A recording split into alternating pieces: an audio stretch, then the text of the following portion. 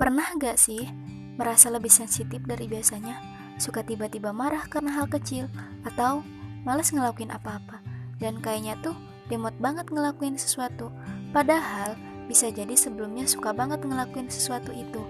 Kemungkinan besar, kebanyakan orang akan jawab pernah ngerasain gejala yang barusan ditanyain. Atau mungkin kita juga sedang ngerasain gejala itu sekarang. Gejala yang dimaksud adalah gejala stres, yang sebenarnya emang wajar terjadi di kehidupan semua orang. Normal untuk ngerasa capek secara emosional ketika ada perasaan tertekan karena beban atau masalah. Faktor-faktor penyebab stres yaitu perasaan cemas akan hasil yang dicapai, aktivitas yang tidak seimbang, tekanan dari diri sendiri, suatu kondisi ketidakpastian, perasaan bersalah, dan kondisi sosial ekonomi. Untuk itu, kita harus bisa memanajemen atau mengelola stres itu sendiri. Mengapa stres perlu dikelola? Mengelola stres itu merupakan peduli terhadap diri sendiri untuk meningkatkan daya tahan mental. Bagaimana sih cara mengelola stres tersebut? Yang pertama, kenali diri sendiri.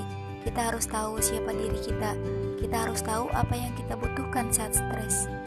Yang kedua, yaitu peduli terhadap diri sendiri. Misalkan kita capek, ya istirahat. Kalau misalkan kita butuh tempat curhat, silahkan untuk curhat.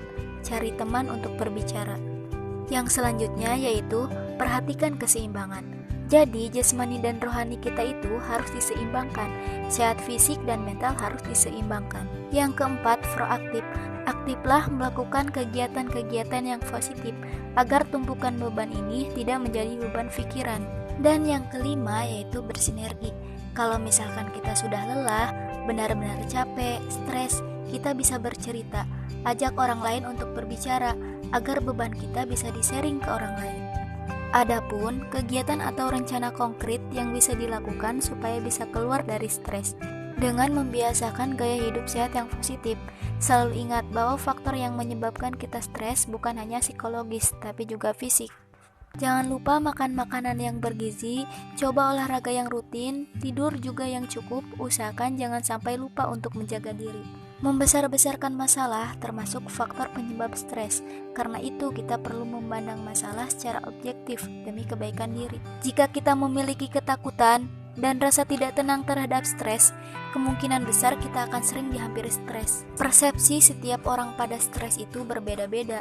Semakin kita menilai stres sebagai hal yang paling mengganggu dan membuat hari kita menjadi buruk, kemungkinan besar akan timbul terjadinya stres pada diri kita. Tetapi, saat kita yakin pada keberadaan Tuhan, kita juga meyakini bahwa segala yang terjadi pada kita adalah ketetapan dan takdir dari Tuhan. Kehidupan ini sudah diatur oleh Tuhan yang Maha Kuasa.